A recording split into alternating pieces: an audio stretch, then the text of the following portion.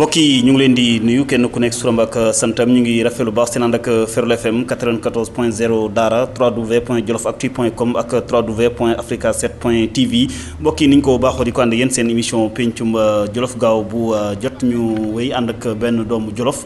ngir waxtaan ak lépp loo xam ne jëm na ci tolluwaayu réew mi waaye waxtaan lépp loo xam ne jëm na tamit nag ci yokkute Jolof tey mbokk yi ñu ngi wéy di amaat ci bégte baax dalalaat ci koo xam ne kii xëy na dalaloon nañ ko ci jamono yële ñu génn Cheikh Sidi Ndiaye moom Cheikh Sidi Ndiaye yu bëri xam nañ ko xëy na ci département bu Linguère du ma tey ne chaque fois xëy na ñuy waxtaan yu bëree ci xam-xam xëy na bi ñu ko soxlaa ci biir réew mi bitim réew ñun tam comme yàlla dafa jagleel ñu mu nekk ci bokk fekk baax ci Jolof il faut que fu ñu toll di waxtaan ak moom ci xalaatam ak ci xam-xamam ndax jaar na ci l'école yu gën a mag ci li nga xam ni moom mooy wàllu administration waaye lu jëm ci li nga xam ni mooy mbirum affaires étrangères loolu lépp xelam ci la màcc ndax yàgg na ci lool kon Cheikh Sidi ñu ngi lay nuyu am mbégte baax dalal la gannaaw bu ma xamee ne yow yaay secrétaire général départemental bu coordination bu parti socialiste ci Jolof. waaw jërëjëf maa ngi lay nuyu maa ngi nuyu sa auditeurs yëpp di rafetlu sa liggéey effectivement gëj nañu gisee je crois que y a 2 ans ñëwoon nga fii ñu toog waxtaan ci lu jëm ci wàllu Jolof donc ñu ngi lay remercier bu baax ci loolu parce que dëkk Jolof di liggéeyal Jolof loolu la ñuy sàkku ci yéen donc kenn ku ci nekk ak fànn wa nga nekk na nga cay liggéeyee war nañ ci jàpp ñun ñëpp pour développement wu Jolof moo tax ñu ngi rafetlu bu baax ci wàll wi nga nekk liggéey bi nga ciy def di seet doomu Jolof fépp fu mu nekk waxtaan ak moom laaj ko xalaatam ci Jolof laaj ko li nga xam ne lii moo war ci biir Jolof gi yëpp ñu war ko def pour suqali ñi nga xam ne ñooy population Jolof yi. justement xam naa ne comme ni ma ko waxee rek ñu doon topp am na lu bëri loo xam ne xam nañ ko ci yow mais li leer boor mooy jaar nga ci li nga xam ne lii moom mooy école nationale d'administration bu Paris gannaaw bi nga jàngee fi nga xam ne fii moom mooy Daara jaar nga tamit ci Égypte Arabie Saoudite jaar nga tamit ci Suisse lu jëm ci mbirum consulat yi tamit doon nga ci nekk alors jaar nga ci li ma ko waxee woon Daara Tivaouane jaar nga fi nga xam ne moom mooy Thiès tamit laata ngay fi nga xam ne fii moom mooy école nationale administration série B lépp lu jëm ci mbirum chancelier des affaires étrangères alors mbirum affaires étrangères donc lu neex Cheikh Sidi Ndiaye la. waaw affaires étrangères moom mooy comme ni ñu koy waxee sunu kër parce que bi ñu génnee école foofu lañ ñu affecté donc xamuñu lu dul affaires étrangères il est vrai que fonctionnaire lañu war nañoo mën a servir n'importe où mais yàlla dafa def ñun ñu tànnoon mbirum diplomatie. moo tax te diplomatie amul fenn fudul ci ministère des affaires étrangères wala bitim réew moo waral li nga wax nii léegi nga wax ko dëkk yi nga xam ne jot nañ ko def mais door a génn donc ñëw affaires étrangères da nga fay def ab diir lu toll ci ñaari at wala ci ñetti at ñu doog la yóbbu ci ambassade yi buñ la yóbboo ci ambassade yi nga liggéey fa boo defee foofu aussi ñeenti at wala juróomi at nga dellu siwaat fii ci biir portion centrale bi mooy ministère des affaires étrangères liggéeyaat fa gën a amaat yokkaat sa xam-xam doo ko mën a génnaat ci loolu laa defee Égypte ci laa defee Arabie Saoudite ci laa defee Suisse ci laa defee Corée donc mooy ñeenti dëkk yi nga xam ne yi daanaka liggéey naa fa. parce que bi ma defee fii le cycle B comme tu dis de l'école nationale d'administration da ngay nekk fonction comme ni ñu koy faral di wax di bind di jox ñuy signer. ba nga mën a toll fenn fu nga xam ne nag da ngay joxe ñuy bind ngay signer loolu mooy mbirum fonctionnaire fii nag affaires étrangères mbirum bitim réew lañ fay liggéey loolu moo tax bi ma defee pratiquement ñetti dëkk dellu siwaat fii bi ma dellu siwaatee moo am fii examen pour def école nationale d'administration de Paris xam nga école bu mag la ñu def examen bi fii ci ambassade de France lañ ko defee waaye école bi seen bopp ñooy ñëw def recrutement yi ci laa demee formation foofu 1 an et demi à l'école nationale d'administration nga xam ne boo demee foofu pratiquement da ngay dem ci préfecture yu bëri da ngay dem primature ba foofu da nga fa liggéey même présidence de la République da nga fa dem au Sénat da nga fa dem à l'Assemblée nationale donc yooyu yëpp dañuy formater ay fonctionnaires pour gën leen a dëgëral seen wàllu liggéey loolu donc mooy li nga xam ne lii faral nañ ko def ci mbirum njàng boo ko defee nag da nga war boo ñëwee sa biir dëkk maintenant nga traduire ko en acte ci wàllu ci biir réew mi fii boo nekkee affaires étrangères boo génnee it nga def ko pour mën a toujours def tout pour que Sénégal mën a am jàmm mën a gën a yokk ay xaritam mën a dëgëral ay digganteem ak yeneen réew yi ñu wër parce que léegi àddina bi moo tëddee noonu il faut nga am ay réew yu nga xam ne yi say xarit la ñu doon loolu tax Sénégal réew yi fi mu toll nii toll nañ ci 200 et quelques mais mënoo am ambassade fépp fi mu nekk nii li nit ñi wax yëpp naan ambassade yi bëri na 60 ambassades moo am yi ci des c'était ay consulats je crois que une dizaine quelque part bon mais dëkk yëpp mënoo fa am ambassade looloo tax même dëkk yi nga xam ne dañoo ñëw fii ci Sénégal par exemple am na lu tolloog 100 ambassades ñu ngi fi donc ñi am ambassade fii yëpp bu fekkoon ñun dañuy wut ambassade seen dëkk du sotti. Et c'est pas une obligation également peut-être. C'est pas une obligation man ngeen a am relation diplomatique mais amuloo moyen wu ubbi ambassade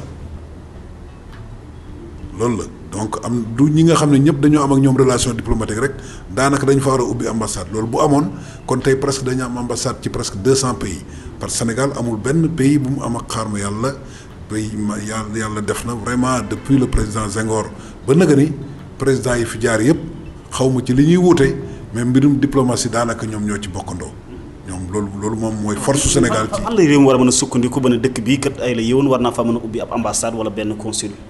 waaw fu relation yi gën a dëgëre rek xam nga loo ànd loo yor xarit nga yor fukki xarit wala ñaar fukki xarit am na ci juróom yoo xam ne yi moom suba gu jot ngeen wax suba gu jot ngeen di nasandoo di defandoo bu dara xewee nga ne ko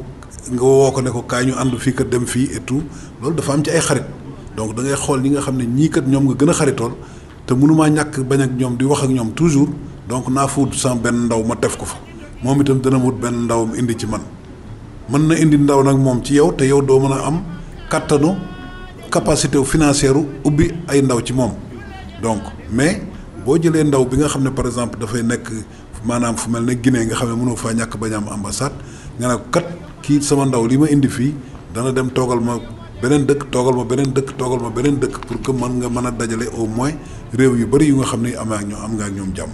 noonu la mbir mi demee waaw. oui justement xam naa ne bi nga déggee barki Demba Ndiaye ne am na yenn consulat yoo xam ne yi dañoo nekk ci yoonu tëj ko mais ambassade tamit nekkul dépense bu bëri lool ci kaw état bu Sénégal wala kaw ci réew mu mën di doon. am na dépense ambassade am na dépense parce que diplomate yi fa nekk da nga leen di war a mettre dans de bonnes conditions de travail war nga yokk seen am war nga leen di jox ay oto war nga leen a dëkkal dëkk bu baax. yooyu yëpp mën nga leen a sécuriser parce que affaire diplomatique dafa nekk affaire bu nga xam ne bii dafa doy waar dafa am yu bëri yu ko làmb ku amul moyen waroo ko mën a def donc loolu moo tax du fu nekk ngay mën a ubbi mais foo ubbi fu nekk rek war nga ko jéem a au moins dëgëral na c'est que ñi nga yóbbu bitim réew nekkuñu Sénégal ñi nga bitim réew ay doomu jàmbur lañu dañoo yore seen famille da nga leen war a sécuriser da nga leen war a jox fu baax ñu dëkk fa war a leen a jox ay moyens yu bëri ñu liggéey loolu nag doo ko mën a def ci ay 200 pays ay quelques pays rek ngay mën a tànn ñi nga xam ne gën nañ laa jege nga def ko. boo gisee ñu wax waxu wàññi bi xëy na Sénégal toll na fu nga xam ne fii daan nañ ko def c'est pas la première fois sous le président Senghor defoon nañ ko wàññi woon nañ fii 23 missions diplomatiques mais wàññi mission diplomatique dafa nekk lu xaw a jafe wàññi consulat moo gën a yomb te presque même dépense la. parce que boo tëjee benn consulat benn pays du la mere alors que boo tëjee benn ambassade beneen affaire la parce que ambassade day toppatoo affaire économique day toppatoo affaire politique surtout affaire politique léegi nga yeewu ne man kat amoon na ak yow ay relation sama xarit nga lool mais damay tëj ambassade bi loolu day xaw a métti ci xarit alors que bu fekkee ne consulat bi boo ko ubbee généralement pour sénégalais yi nekk foofu nga di leen jàppale la. donc loolu c'est directement la ak sénégalais yi donc du am benn incidence ak pays bi nga xamee ci nga ubbi consulat. loolu moo wutale ambassade ak consulat yi. loolu moo leen wutale kii c'est diplomatique bële c'est consulaire donc pour jàppale directement sénégalais yi moom mooy consulat bi consulat du toppatoo affaire politique à moins que nga ubbi benn consulat ci benn dëkk boo xam ne bi amuloo fa ambassade te loolu c'est un peu rare généralement da ngay fekk nga am ambassade ba pare doo ko ubbi consulat. donc loolu moo tax. alors kon ambassade mënut a mottali consulat wala consulat mën a mottali ambassade. léegi fi mu nekk nii li consulat bi daan def ci ambassade yi nga xam ne par exemple dëkk bu nga xam ne dafa amoon consulat ñu tëj consulat ba liggéey boobu ambassade bee koy def léegi c'est-à-dire que la léegi c'était pour wàññi coonob ambassade bi pour que ñoom ñu mën a consacrer seen bopp ci question politique yi ak question économique yi moo tax nga créer consulat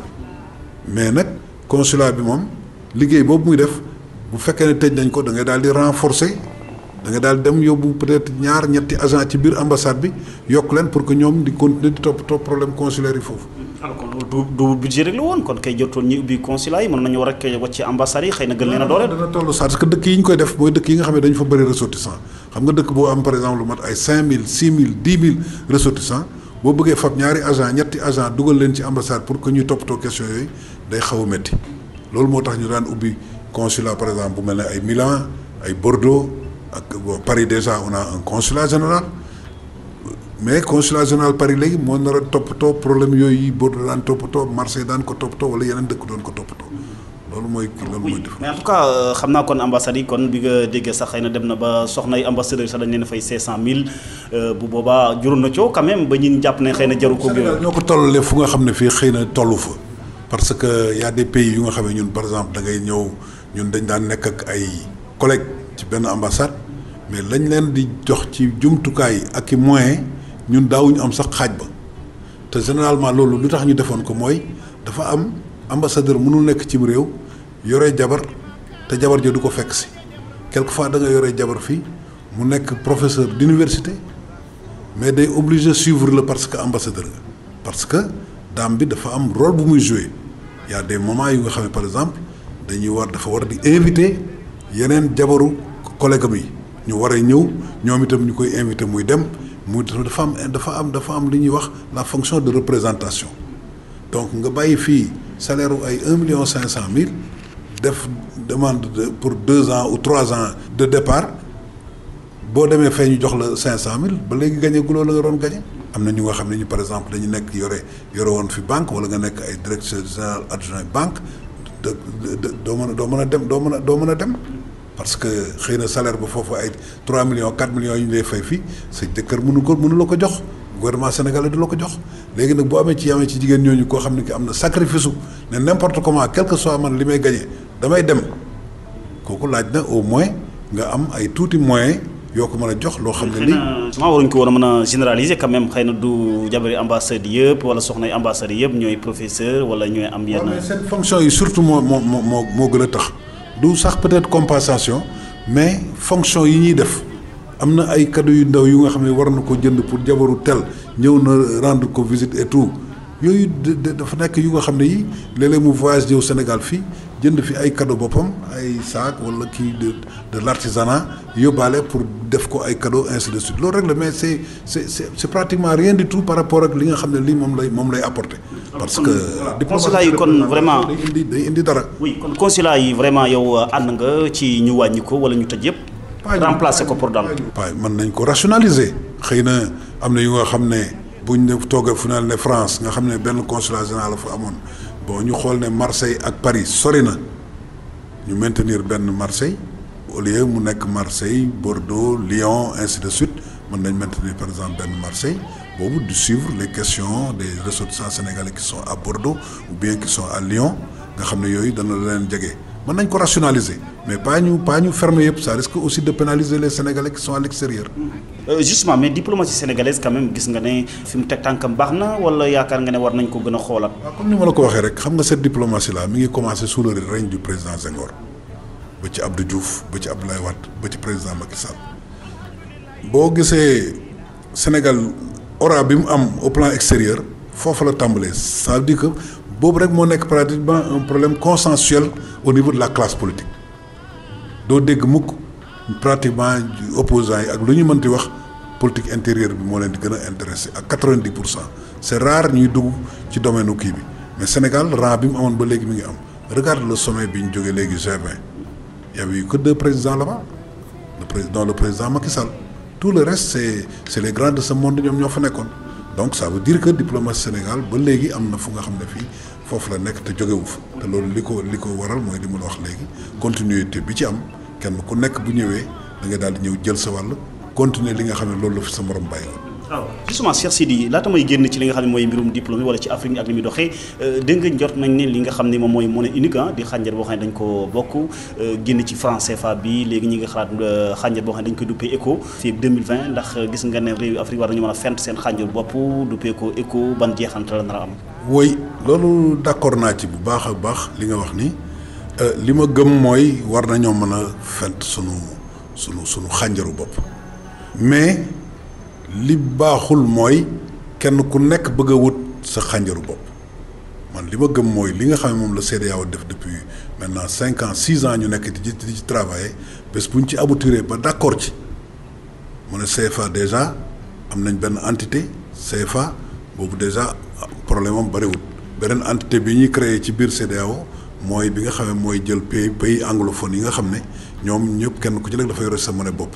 donc mooy ay Libéria Sierra Leone Ghana Nigéria Gambie ñooñu dañuy wut seen monnaie bopp téye ko pendant un certain temps ba mu dëgër moom boobu ñu doo ko boole boobu nag ak bu CFA doo ko créer notre monnaie unique kooku moi je suis totalement d'accord ci loolu parce que li ma gëm mooy un pays bu mu bëggee développé wu il faut mu maîtriser son économie maîtriser sa économie nag mënuloo ko def te maîtriser woo sa monnaie ñaar yi lu leen ëpp solo amut mooy la monnaie et la langue. Moi j'ai fait plusieurs pays je me suis amusé à prendre les 50 pays les plus développés du monde amul benn pays bu développé wu sur la base d'une langue étrangère ñëpp seen langue la ñuy je viens de Corée c'est le coréen moom la ñuy bind moom la ñuy wax li ñuy jàng ña fa nekk ay ingénieur ngay dégg ñu créer Samsung créer LG créer Hyundai yooyu yëpp c'est parce qu'ils travaillent sur la base de leur propre langue Corée ñu nag moom ñoo départandoo woon ñi ak seen monnaie lañ yore seen monnaie bopp lañ yore en 1960 on était au même niveau de développement léegi dem nañ seen yoon c'est la 14e puissance mondiale économique sans ressources naturelles ça c'est bon à préciser amuñu benn ressource naturelle dañoo focaliser wu lépp sur des petites et moyennes entreprises sur la langue sur la monnaie l'éducation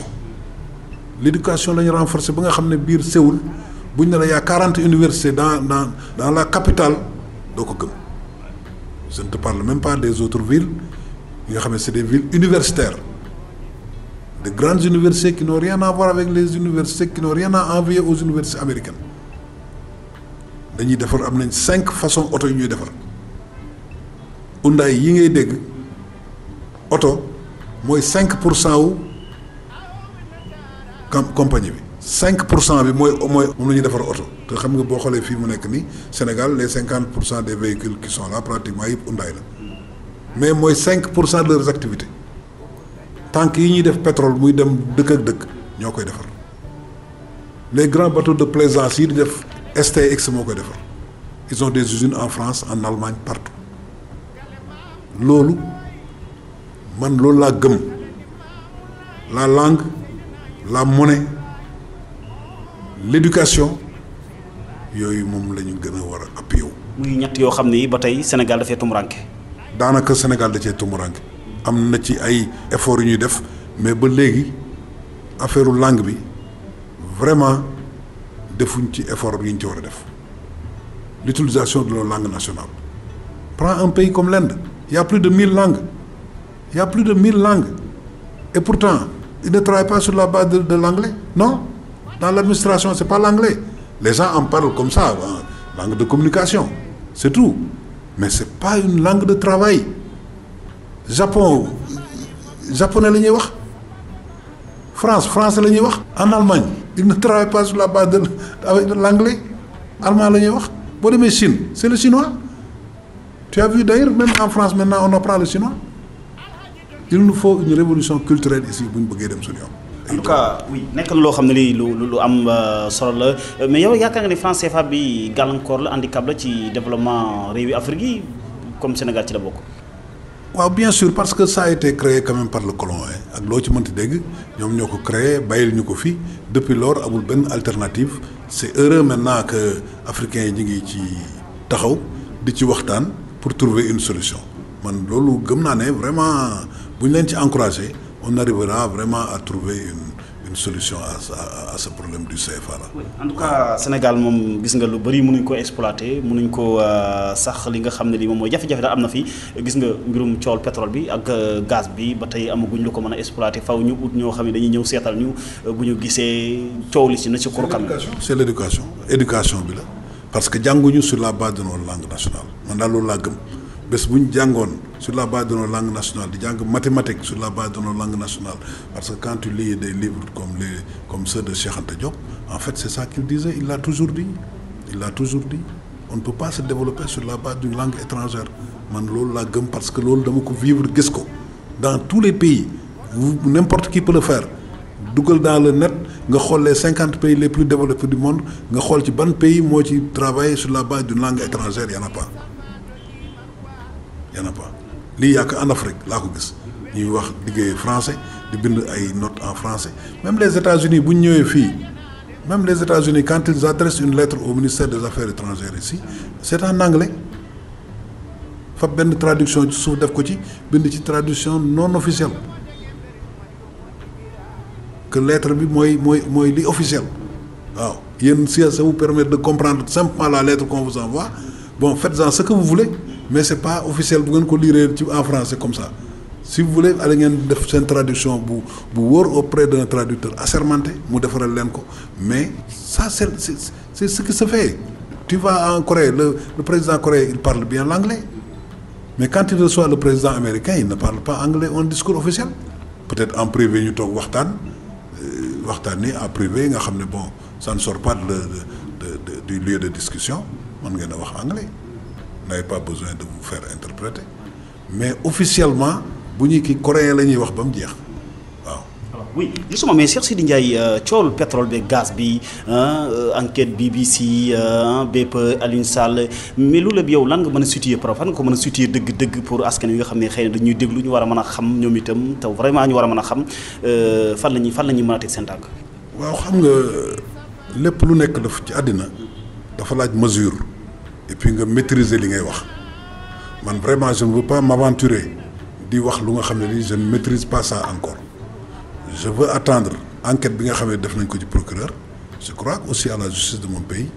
ñu xaar ba ñu génnee li nga xam ne def na ko yëpp ci enquête en ce moment on pourra se prononcer yi ci bëri bon nit ñaa ngi wax ku nekk ngi joxe opinion mais moi je ne vais pas m'aventurer vraiment di caractériser wala may wax lu nga xam ne lii je ne suis maîtriser wu ma ko trop li ma gën a gëm daal li ma gëm daal mooy comme yóbbu nañ ko auprès de la justice ñu ngi def enquête yi ci war ñu ngi interroger nit ñi buñ paree je pense que danañu génneel un document bu nga xam ne nit ñi danañ ci mën a sukkandiku pour xam exactement ce qui s'est passé. mais ce qu'il faut dire mooy que ñu ngi jëm ci beneen période bu bokkut ak période yi ñu nekkoon mooy que le Sénégal est devenu un pays gazier est devenu un pays pétrolier plus gazier que pétrolier d'ailleurs donc ñëpp ñu tàmbalee ca kaw le président de la République ak citoyens yëpp war nañoo manko ñu jéem a seet naka la ñuy def pour que li nga xam ne moo xew ci yeneen pays yi nga xam ne dañoo am pétrole bañ ñoo dal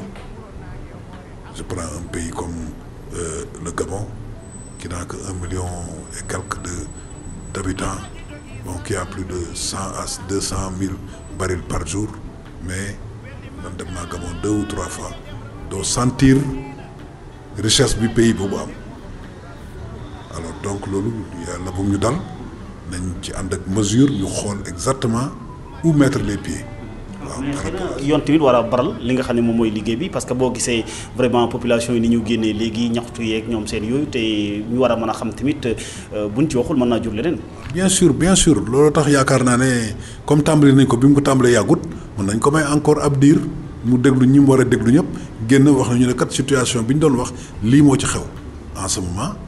nit ñi jël kenn ku nekk war a jël sa responsabilité. dëkkaar gi ci am Cheikh Sidi Ndiaye ba vraiment ay ñaxtu di ci am ba kin ci joxoñ baaraamu tuuma di démissionné di tekki ndombal tànkam ci caisse dépôt et consignation Aliou Sall même mën nañoo bañ a yegg si fii. waaw Sénégal nag dañoo xaw a yàkkamti parce que bi ñu ko joxee procureur ak léegi quand même ça fait peut-être même pas 10 jours nañ ko bàyyi ba mu paree ba def liggéeyam ba interroger ñi mu war a interroger ñëpp buñ paree bu génnee li mu war a génne ne nii la situation bi demee en ce moment chacun avisera. mais yaakaar nga ne vraiment contrat yi Abdoulaye Wade moo signé woon xëy na kii ñëw wéyale ko yooyu tamit bon day dem ba si yàgg mais personne lambda. li ñu xam rek laa ci xam comme tout le monde bon ku nekk ngi wax avant lañ ko signé après lañ ko signé moi je préfère ñu xaar ba rapport bi génn procureur mu ne voilà la situation. c'est pas un débat politique loo xam ne peut-être mënuñ ko politiciser. débat politique bu nekkee bu débat politique day yàq suñu liggéey day yàq suñu alal waaw. nañ ko jéem a seet naka lañ koy canaliser tout ça ba nga xam ne danañ mën a aboutir ci ay conclusions yu nga xam ne dana permettre sunu réew mën a jëm ca kanam ak ressources yu bees yi nga xam ne am na ko. alors justement Cheikh Sidy Ndiaye mbokk yi ngeen di déglu seen émission pencum Jolof ci Ferlo FM Jolof Actu ak Africa 7 point TV mais li ñu wax mooy candidat malheureux ci li nga xam ne mooy élection locale yu ñu génn ñi ngi waajal ay élection barki Demba Ndiaye gis nga jëwriñ ji nga xam ne mooy Aly Ngouille Ndiaye wax na li nga xam ne moom mooy mbirum caution bi alors entre temps bi nga xam ne bi participé nga xëy na waa Daara joxuñ la seen baat ndax ba tey da ngay bay waat sa xel ci Daara ba tey. oh non fi mu nekk nii ca dëgg-dëgg nekkatuma ci dynamique gu def ay compétition pour jël la mairie franchement je suis pas. lu ko waral nekkatuma ci dynamique boobu. découragé wala ñin ñoo ànd ak. pas découragé je suis dans une coalition bu dee respecter li nga xam ne lii moom la ñuy décider ci au niveau de la coalition. mais élection locale quand même la ñuy waxtaanee. pour les élections locales de toutes les façons li ma la bëgg a wax mooy que du ma dem def liste parallèle avec l'opposition pour contre le Benno Bokk Yaakaar ça je ne suis pas prêt. mais ndax du am ñëgg-ñëggu xol xëy na li nga jàng ak li nga xam ak li nga dox vraiment bëgg a ñëw bëgg ko bokk ak saw askan xëy na ci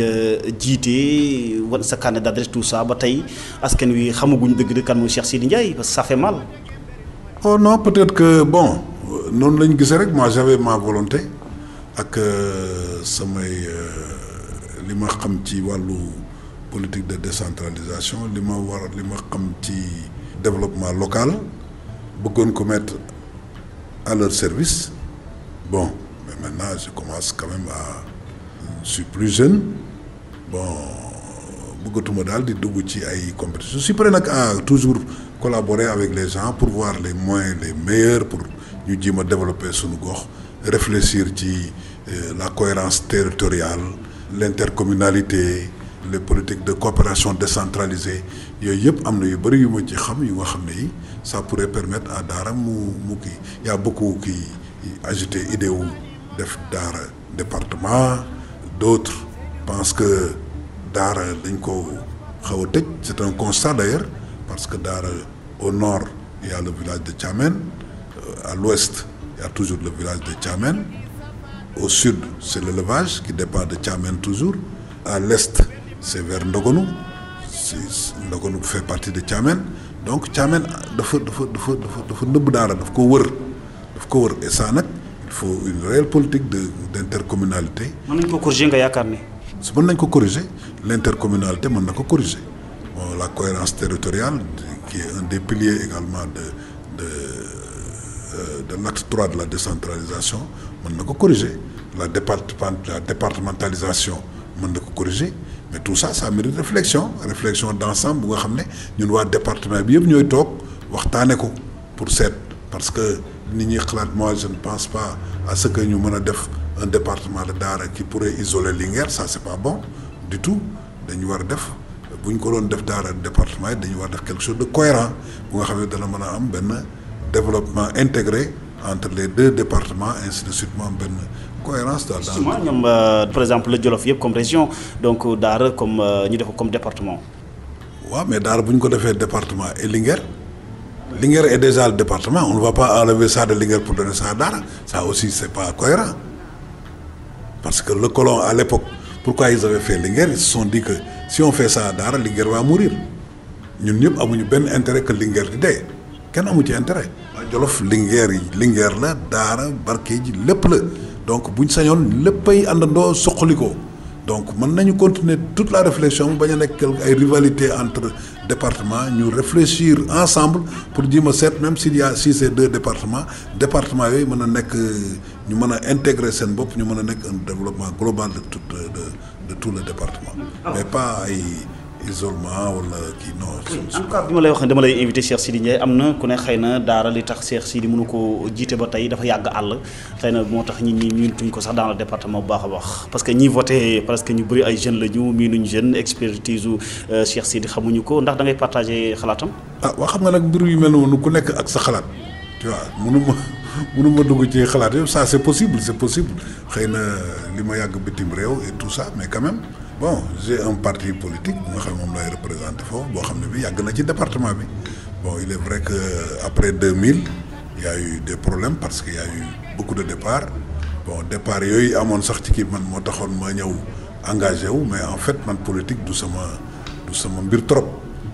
du aw moon vocation bi aw moon intention bi ça n'a jamais été dans mon ADN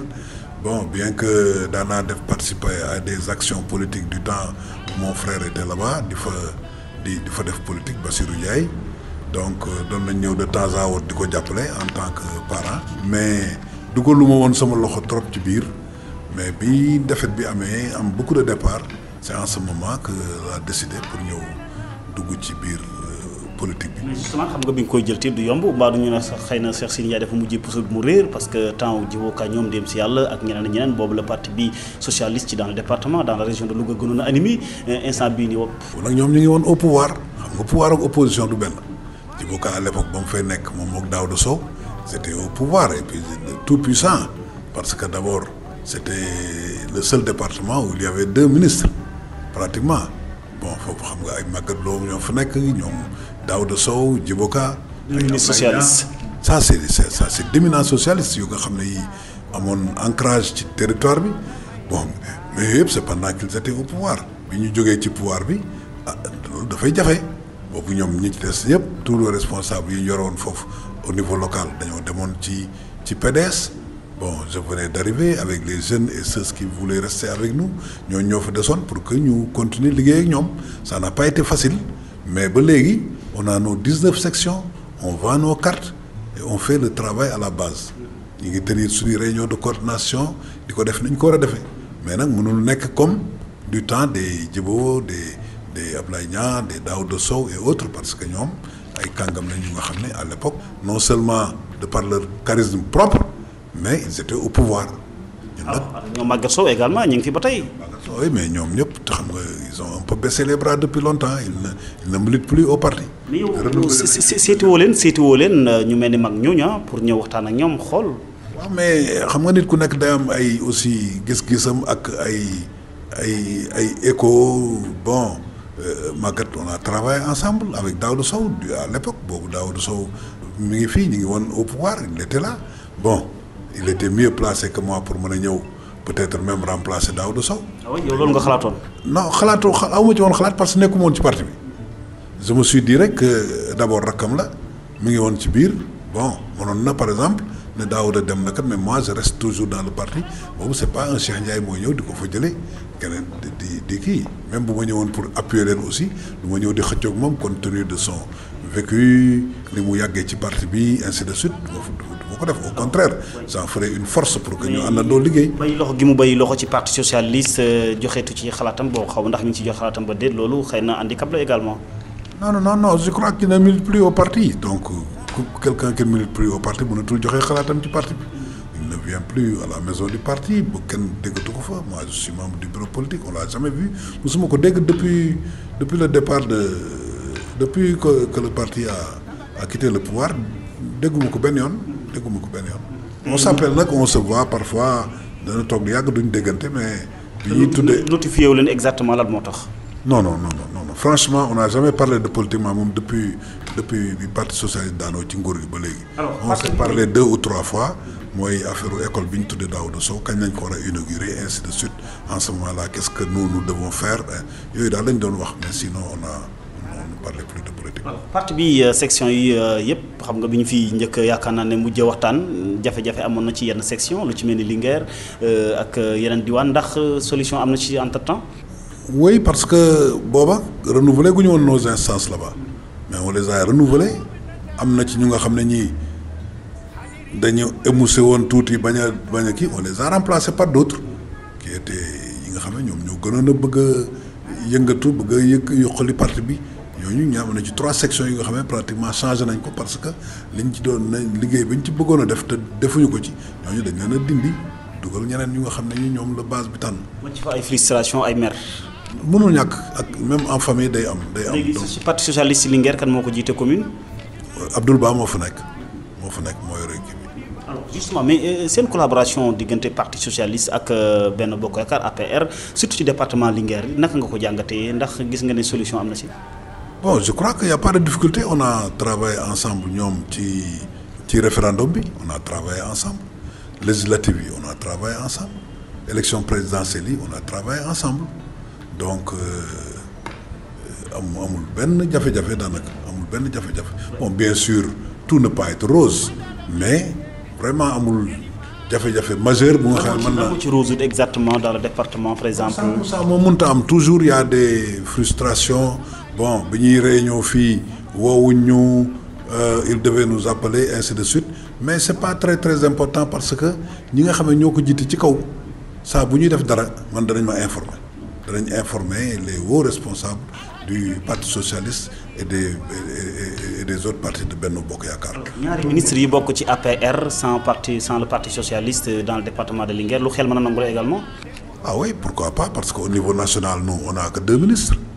on ne peut pas réclamer pour un département un ministre.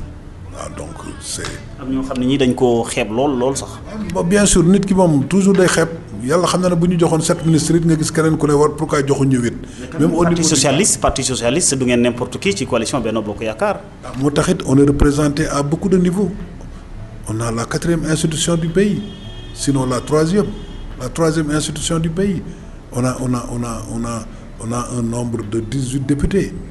On a une bonne quinzaine de conseillers au niveau du HCCT, du Haut Conseil des collectivités locales, dirigé par le secrétaire général du parti. On a 2 ministres, on a des directions. Bon, du doy mukk mais même au niveau du remaniement bi passé il y a combien de APR nga gis ñu taxaw ne bëgg nañ dara ñoom itam te joxuñ leen y en a beaucoup mais on ne peut pas satisfaire tout le monde. 15 ministres bu ñu ko amoon tey ak 50 députés tu verras toujours des socialistes yu taxaw ne pourquoi pas moi. pourquoi ñu jël ñi te jëluñu ma. alors président Macky Sall mi ngi ci dernier mandat bu fekkee ne jaar na ci ni ko charte réew mi waxee ndax da nga yaakaar ne parti socialiste war a mën a am candidat forcément ci 2024 wala. a toujours eu un candidat on aura un candidat. candidat socialiste.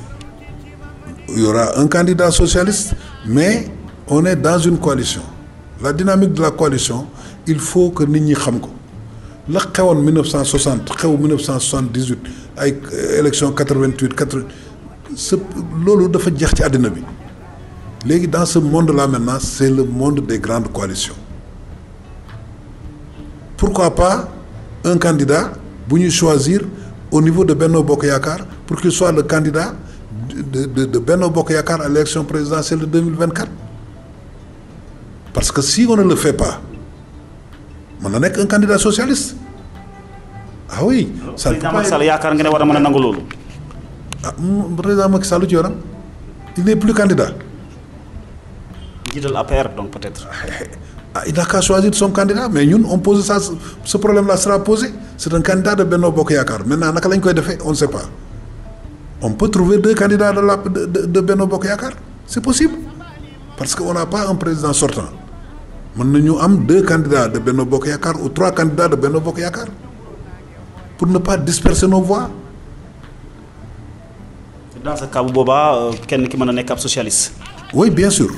mën nañu créer 2 candidats wala 3 candidats dans Benno Bokk Yaakaar sans que kenn ki nekk socialiste mënul am 3 candidats APR Benno Bokk Yaakaar ça c'est aberrant kooku jarul sax xalaat. mais on peut trouver un candidat ci biir Benno Bokk Yaakaar ou bien 2 candidats ci biir Benno Bokk Yaakaar ou 3 candidats au maximum ci biir Benno Bokk Yaakaar mais il faut qu'on soit intelligent privilégier une candidature moo gën pour avoir des chances parce qu'il y aura plus de premier tour quand il n'y a pas de président sortant amul benn dëkk bu mën a am une victoire au premier tour maintenant un premier tour booy éclater ci biir 3 candidats.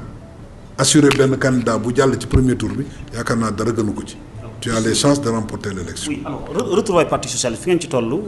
vraiment pour ngeen gën a benn surtout le cas Khalifa Sall. le cas Khalifa Sall moi je crois qu'il faut que ñu épuiser d'abord. ça te fait mal ba tey mu nekk dans la prison. ça me fait très mal Khalifa c'est un ami c'est un camarade. Très sérieux qui a eu à travailler dans le parti socialiste de façon assidue nekk ñi ñëpp xam ko mu yàgg ci parti bi situation bi neexul kenn neexul. naka nga ko xeexee par exemple yow. le secrétaire général du parti. Ousmane Tanor Dieng. neexu ko du tout cette situation là neexu ko. mais bu dee naa bay yoon def liggéeyam comme ça est-ce que mënu ko woon a manifester neneen. mënu ko woon a manifester neneen vraiment li ñu def Khalifa Sall xëy na yoon moo xam dëgg-dëgg lan moo ci dëgg mais vraiment mu taxaw. nag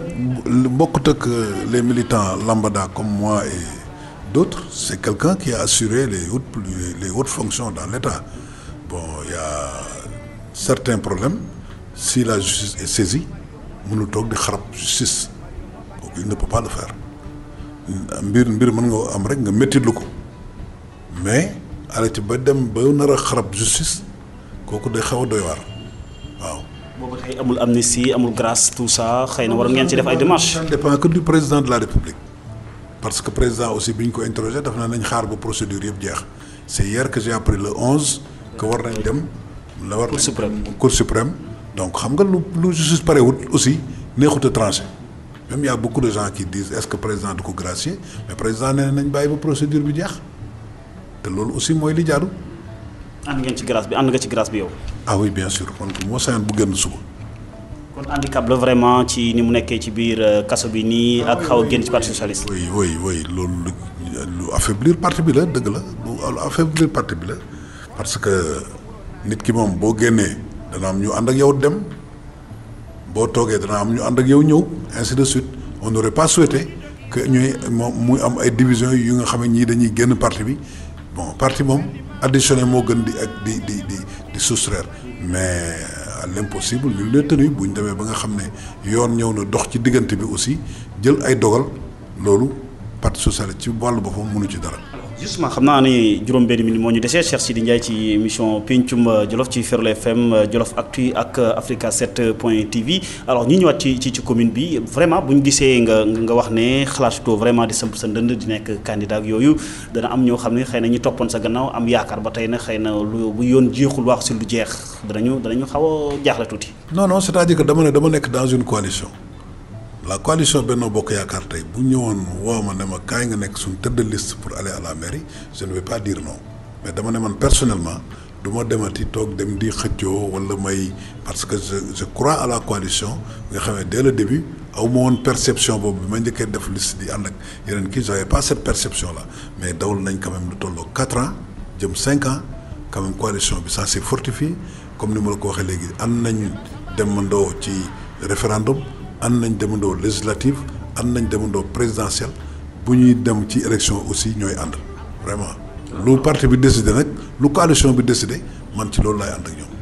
en tout cas justement xam naa li ci yow xëy na du ci ñeneen mais gis na ñoo xam ne ñu ngi bokk ci biir APR biir coalition bi déclaré seen candidature maanaam Sall dégg nga déclaré na candidature am pour diriger la ville de Dara Samba Ndiobène Ka xëy na wax na ko indirectement bon Idrissa Samb xëy na bokkul ci mouvement am la yor mais tout ça ñoom discipline de parti kon yoruñ ko. man dama nekk dans une dynamique unitaire bëgguma xarab kenn mais bëgguma aussi ñu affaiblir. maire bi ñuy élire ma sañoon dañuy wut benn candidat ñi bokk ci Benno Bokk Yaakaar ñëpp d'accord ci benn candidat dooleel ko yóbbu ko ci maire bi ñëpp àndandoo moom liggéey mais bu fekkee ne bari na maintenant ay division kii jaar fii képp ku ñu fa nommé maire it la mu fa war a liggéey du ko mën a liggéey te loolu kan moo ciy perte population Jolof yi man nag luy pertel population Jolof ànduma ci d'accord uma ci. alors justement mais ndax am nga ñoo ci waxtaan nag pour l'instant pour ngeen waajal élection yi ci xëy na ban candidat bu baax parce que tamit ak lu leen nit mën a jàppale tamit Daara yéen a xam kan mooy candidat bu baax bu Daara. dëgg la mais waxtaanaguñ ci jotaguñ ci waxtaan je crois que bientôt ñu tàmbali waxtaan ci parce que comme architecture bi yëpp mi ngi génn ndànk-ndànk du ñàkk ñu mën noo woote réunion pour waxtaan ci lu mel noonu mais buñ ci waxtaan it comme ni ma la wax ni position bi ma la wax. du ma ko passé. mooy que ñenn ñi avancé moom ku dëkkul Daara doo jiite Daara quand même vraiment. bon xaw ma bon ñi ñuy wax ku ci dëkkul Daara kan la bon je ne sais pas kan mais bon normalement ku dëkkul Daara doo mën a jiite Daara ça c'est vrai mais ñi ma fi dégg ñuy wax ñëpp Daara lañ dëkk. xaw ma ci kenn koo xam ne ki dëkkul Daara. oui alors justement question bi ndax yaakaar lu xel mën a nangu la 10 millions bu dee municipal 10 millions bu dee élection départementale yi. absolument je crois même que waaw je crois que daal c'est raisonnable parce que xam nga aussi di dem élection di créer ay conditions d'échec baaxul xam nga la dernière fois fu mel ne biir Daara nga dem di fa am 10 listes loolu xam nga ça c'est pas raisonnable Daara maximum 2-3 listes doy na fa mais dans l'ensemble du territoire national on avait totalisé je crois quelque chose comme plus de 2000 et quelques listes loolu jaaduwul loolu day yàq ay élection lu ko defar moo ko gën loo tax moi je suis totalement d'accord avec le parrainage aussi bien pour les législatives les présidentielles que pour les locales. kon parrainage bi ñi ko doon di nga ci présidentielles yi ne lim fi def nañ ko fi béykat yi wan ko gannaaw yu àndu ci. dañoo xam parce que en France il y a le parrainage bu France moo gën a métti bu Sénégal parrainage bu France boo amul 500 maires doo nekk candidat présidentiel. xëy na wuute nag bu bi compatriote bi la dame là kii. Ramayad elle n'a pas eu 500 maires de signature moo tax ñu recalé ko et plusieurs autres donc ay 7 candidats ñoo mujjoon en France mais loolu bu ñu defoon fii tey 15 maires 15 laa wax de 15 maires pour candidature ñëpp ñu doo gis 3 candidats à la présidence parce que il suffit que l'APR qui a pratiquement les 85% des maires disent que bu suñ benn maire signal benn candidat que nga gis benn candidature nga fi wala ñaari candidature ngay gis ci pour l'élection présidentielle alors France c'est 500 maires qu'il faut dans d'autres pays dañ lay laaj tant de députés et puis parrainage dafa musul jóg Sénégal ça a toujours existé xëy na peut-être yi ñuy wax naan indi 65000 personnes ak yooyu yëpp ay discussion la mën nañ ko wàññi nombre bi ainsi de suite mais le principe du parrainage d'ailleurs gisuma benn parti bu ko rejeté ñëpp a ci d'accord mais xool les modalités pratiques de l'application xëy na loolu mooy poser peut-être problème. alors élection au niveau de Daara commune bi amoon nga ay projets yu bëri yoo xam ne yaa ngi koy doxal am na ci koo xam ne sax nee na xëy na projet yu bëri yi nga xam ni wax dëgg yàlla bëggoon nga ko indi Daara ba tey ni nga ko waroon doxalee ko ubbi nga fa benn entreprise bu ndaw mais jàpp nañ ne sax xëy na say bokk nga ko def sa mbirum business la bopp la mais pas pour Daara. ça n'a rien à voir loolu. non loolu ça n'a rien à voir loolu moom sama koom-koom bopp la kooku moom wutaluma ko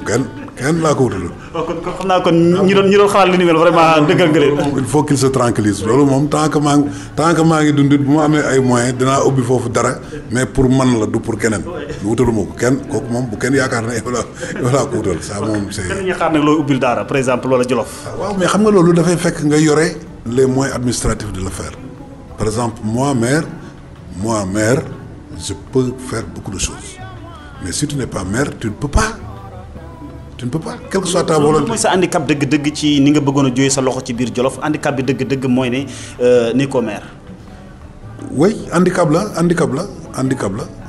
ça c'est il faut le dire. ba ci parti socialiste sax xëy na vraiment fa nga war a mën a yegg. par exemple le Coréen que j'avais amené là-bas c'est actuellement le conseiller du président de la République ensuite c'est le principal conseiller du maire de Dewong c'est la ville universitaire bon.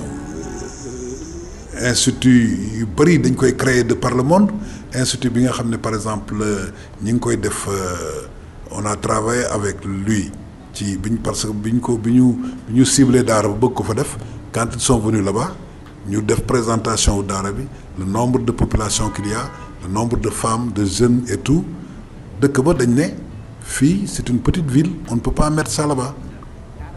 il faut une grande ville universitaire ci lañ ko délocaliser indi ko ils sont actuellement en train de travailler avec l'université du Sine Saloum tu vois donc loolu naroon dem Jolof moom lañ yóbbu ñu travaille avec le recteur de l'université du Sine Saloum pour que ñu def benn institut agricole voilà. donc parce que yaa leen waroon a yóbbu te nekkoo maire. yooyu donc pertement pour Jolof la. des choses yu nga xam ne beaucoup d'autres choses yoo nga xam ne dans d'autres pays. xëy na ka fa nekk maire Tine Maawo Ndiaye xëy na ma ngay doxal sa gis-gis. nekk ni ngay doxalee Maawo bon je ne l'ai pas approché de près bon on se parle tout le temps et tout ça mais xaw ma exactement dans le cadre de la coopération décentralisée ce qu'il a fait kooku saytuwuma ko gisuma ko et puis. te tamit jox nga ko sa xalaat na ko defal lii defal la. j'avoue que non on a jamais. Cheikh day nuru gedd en quelque sorte. buñ ma laajoon doon nga xëccoo gañe nañ la dem nga. mais buñ ma laajoon du ma ñëw di dugg ci. sañu dem envers pour dire que écoutez lii même bu ma ñàkkee tamit sama commune la. waaw mais si maa toxu fi la sama lépp nekk. mais kenn ku ci nekk ci ñoom xam na sama yëngu-yëngu par rapport ak loolu dama ñëw indi fa ay nit ñu gis leen ñu dem ci rajo yi wax ma ànd ak ñoom dem ay meeting ñoom seen bopp ñu jël parole ils se sont déplacés ils ont logé à l'hôtel là-bas donc bu nit ñëwoon ne ma par exemple kat sa gaa ñu fi kii woon est-ce que doo ñëw ñu ji ma waxtaan seet naka la ñuy fii indee dara wala kii et tout ça en ce moment on pourra faire une mission officielle dem en Corée waxtaan ak ñoom ñu présenter leen le maire présenter leen des projets ainsi de suite bu ñu deful lépp it du ñàkk lu nga xam ne dañ ko ci mën a def waaye bon nit ki boo ko laajul aussi mënumaa ñëw di dugg ci yëfu jàmbur ñun bu ëllëgee ñu ne ma waa kii lan lay wut fii ak lu muy proposer na xaar ba wala boo xëy na da koy def pour bon c'est pas l'esprit de Mao ñoom màggandoo ñooy yarandoo c'est un neveu à nous et tout ça bon mais lii une institution waaw il appartient à un parti. quand même mën na am humilité ñëw laaj la quand même vraiment. bon je ne sais pas ce que son parti décide wala ndax yooyu dañ koy décider au niveau du parti ou bien au niveau de. c'est la coalition Benno Bokk Yaakaar. waaw mais man je n'appartenais pas à la coalition à l'époque ça c'était autre chose aussi. non actuellement comme ça boobu kay yàgg na diggante bi laa wax. actuellement bon je ne peux pas me prononcer sur ça il appartient aux autorités de prendre des initiatives. xam nga damay bañ ñu jam la ne xëy na Cheikh Sidy da doon xëccoo gagné nañ ko dem na ma nga ci ay mbiri boppam. non je suis là toujours disponible parce que chaque fois ñu gis ma bu fekkee ne comme ni ma la waxee léegi référendum bi maa nga foon en plein temps élection législative j'étais là-bas en plein temps présidentielle waxi noppi waaw dem naa fépp pratiquement waaw pour donc quelqu'un comme ça doo ko mën a soupçonner ci leneen. en tout cas vraiment ñu ngi lay gërëm ñu bàyyi la nga tàggoo ñi nga xam ne ñu ngi doon déglu ci seen émission Pencum Jolof parce que chaque fois bu ñu la soxlaa rek vraiment muy ci yeneen yëngu-yëngu yoo xam ne ñu ngi koy def si yeneen rajo tamit da nga ñuy wuy te loolu yombal na suñu liggéey ñu ngi la ciy gërëm di la ci sant bu baax. waaw jërëjëf merci beaucoup yow itam kontaan nañ trop vraiment ci sa liggéey comme ni ma ko waxee léegi ñu ngi gërëm ñi sunu auditeurs yi ñu doon déglu yëpp en espérant que waxuñu fi dara lu nga xam ne xëy na da leen heurté bu fekkee ne am na ñu ngi ciy jégalu du woon sunuy intention. ñun daal on est là on est disponible doomu Jolof lañu on est là pour liggéeyal Jolof ci position bu ñu mën a nekk lépp lu ñu mën ci liggéeyal Jolof danañ ko def. très bien ñu koy gërëm mbokk yi di ko sant bu baax Cheikh Sidy Ndiaye nekk responsable bu parti socialiste ci région bu Louga bi yëpp nekk tamit na ko xam ne kii lee moom xelam mi ngi màcc ci lépp loo xam ne jëm na ci mbirum affaires étrangères di mbirum biti réew ñamoon mbégte loolu dalal ko mbokk yi mu nekkoon seen émission Pencum Jolof ci Ferlo FM Jolof Actu ak Africa 7 point TV Dame Ndiaye mu nekkoon ci kaddu gi mbokk yi ñu ngi leen gërëm di leen sant di leen jox dox daje beneen gaaw ak beneen gan jàmm ak jàmm.